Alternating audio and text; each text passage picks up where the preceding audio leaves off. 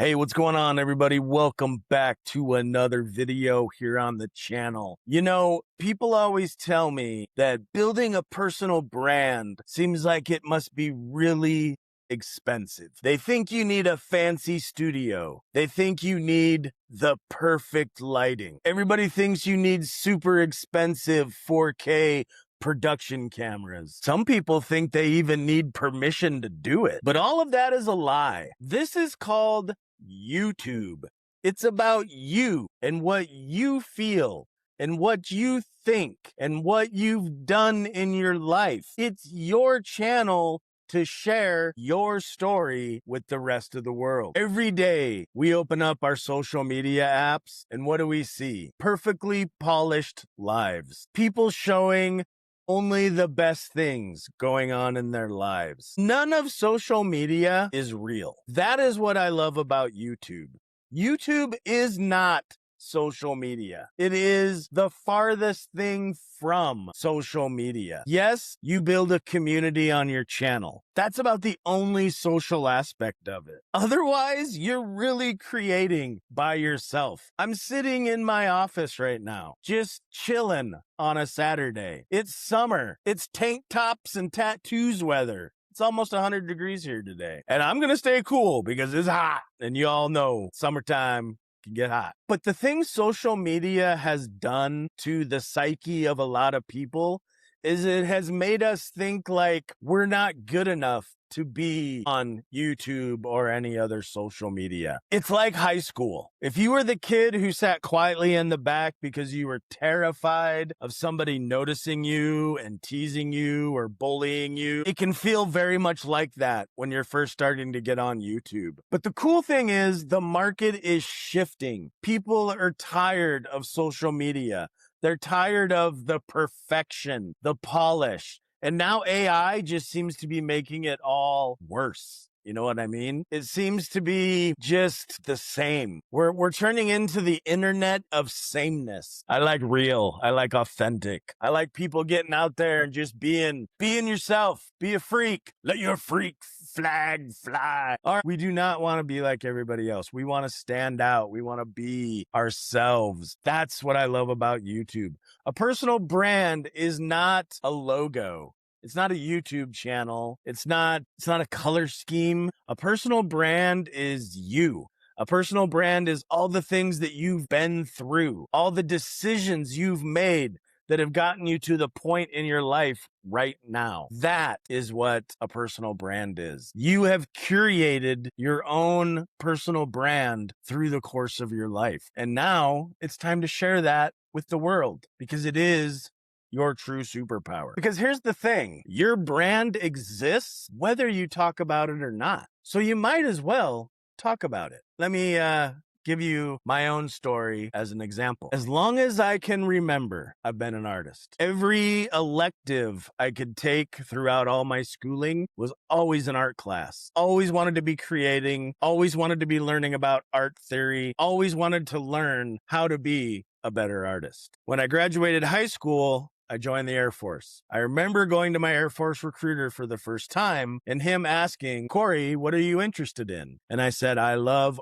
art. Art is what makes me tick. And instead of being like, we don't have art in the military, kid, he actually leaned into it. And he said, we have photographers, we have graphic designers, and we have video editors. Does any of that interest you? And I said, all of that interests me. And he said, good, because it's all basically one big career field called visual information. And that is where you would be a perfect fit. So I signed up for the Air Force. I was soon at basic training and starting my career as a graphic designer, photographer, video editor, which are skills that have moved me forward in life on multiple different occasions. And I loved my 10 years in the military. I loved the camaraderie with all my fellow airmen, both male and female. I loved the bases I was at. I loved the people that I met, the different cultures I got to see. There's so much good that comes from joining the military. And I'm really glad I did that for any part of my life. So after I got out of the military, I made another pivot and I became a tattoo artist. Just kind of the evolution of wanting to be an artist. I thought being a tattoo artist is the ultimate form of art because you're not even working on a canvas. You're working on a human being. And that is, to me, the ultimate canvas. Now, I didn't know when I first got into tattooing that a moving canvas that screams and hollers is a little more difficult to work with than the typical canvas I was painting on prior to getting into tattooing. But, the cool thing about that is you learn how to talk to people. You're sitting directly with somebody for hours on end. You got to be able to come up with a really good bedside manner to make these people feel comfortable. And a lot of times they would turn into kind of therapy sessions, and I was okay with that. I'm a good listener. I'm a good talker. I'm smart as fuck, so I can help you get through shit if you need to. And it was always kind of fun to help people in that way. And I loved making tattoos. Tattooing was great. The only reason I am currently not tattooing is since I developed cancer and everything else, my body just won't really allow me to do it anymore. So that is why I have made the big pivot in my 50s to go back into the marketing world. And now I am a project manager at a major marketing firm here in my local area. So that just kind of tells you guys who I am, what I've been doing, whatever angle I could live life as an artist. And there's times where I was barely making money and barely getting by. There's times I was living very well. That's kind of one of the things about being an artist, though, everybody. If that's the life you choose for yourself, you have to be okay with not having that super steady, every paycheck's kind of the same like you get when you work a boring 9 to 5. That stability can be lovely. It can. But when you're chasing the artist life and you get the big scores, man, those are a rush. When you're struggling and living the starving artist life, you know why at the same time. I mean, think about it, guys. Your life is not supposed to be one chapter. It's supposed to be many chapters that make up a kick-ass book at the end of your life. Your past is your foundation for your future. Learning how to have the eye of a military photographer made me a better content creator. The patience I learned while being a tattoo artist helps me as a project manager and a people manager. I don't feel like any time in my life has been wasted. Not 1 year. I have always been moving towards something bigger, something better. I've always been building. It's cost me relationships. Cost me 2 marriages, to tell you the truth. So be it. All right, so now let's talk about you. Because after all, this isn't all about me. The reason I'm here is to teach you how to make a personal brand that will get you where you want to go down the road. And I know what you're saying right now. You're sitting there thinking, Corey, my life is so boring. My life is so ordinary. Nobody cares about me or what I do. Why would having a personal brand make any difference in my life? I'm going to tell you right now, that kind of thinking is for quitters and is bullshit. You have gone through something in your life that if you took the time to make a video about it and publish it so that other people could see it, there would be people who have been waiting to hear that message from somebody. And that person could be you. And it could open a whole new world for you personally. That's the stuff AI can't do, everybody. AI can write a script.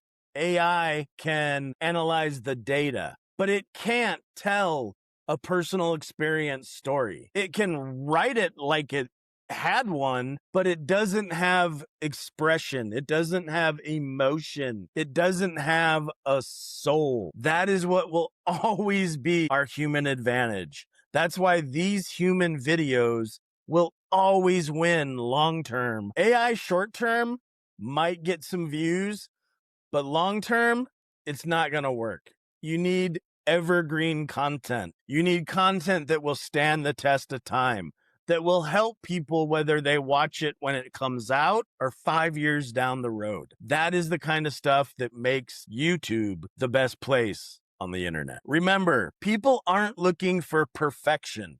They're looking for authenticity. They're looking for real. They're looking for somebody who's been through the same problem they have right now and can tell them how to get through it. So where do you begin? I want you to take your phone out of your pocket, out of your bag, whatever. I want you to set it up on a tripod or something, lean it against some books. I don't know, get it pointing at you with the rear camera. And I want you to tell the story of your life on a quick 5-minute video. Tell the story as if you're meeting somebody for the first time. You don't have to post this video. I just want you to make it, and I want you to get comfortable watching yourself tell that story. Because this is what happens. As we watch ourselves, we start to understand the uncomfortableness that we feel when we're on camera. And we start to judge ourselves on how we can improve while we are on camera. Because just like an actor or an actress, everybody that gets in front of a camera eventually gets to a level where it just really doesn't bother you anymore. And that is what you have to work through. Every new content creator goes through that process. There is nobody that ever turned on the camera the first time and just nailed it. That has never happened. There may be somebody that had a really good first video on a new channel, but it probably wasn't their first channel. It was a new channel, and they already knew how to do what they did. So when you hear people say, I just made one video and got millions of views, they've done it before elsewhere. It's not that like they struck gold. It doesn't work that way on YouTube. It doesn't. So after you get comfortable looking at that video for a few times, I want you to try it again.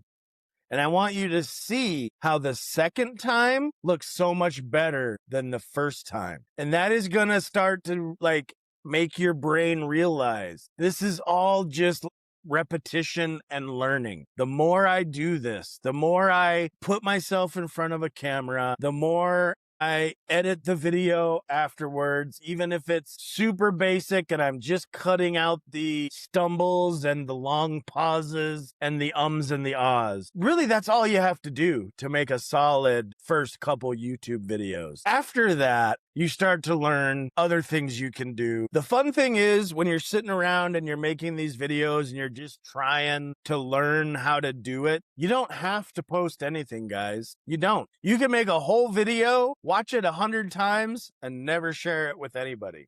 You could show a couple friends, but never actually post it. I highly suggest not showing friends before posting it, though. I highly suggest starting a channel without telling anybody and just letting the algorithm naturally put your stuff into the world so that it gets organically found. That is what's going to make your channel grow the absolute fastest. That is a trick I recently learned. Do not ask your parents to watch and like your video.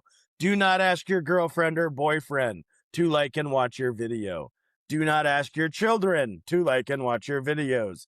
Because odds are they're going to watch 45 seconds, hit like, and bounce. And that kills your data. So don't do it. Don't. Just let the algorithm put your stuff into the ether and let everybody find it naturally and organically. That is how your channel will grow the fastest. All right, guys.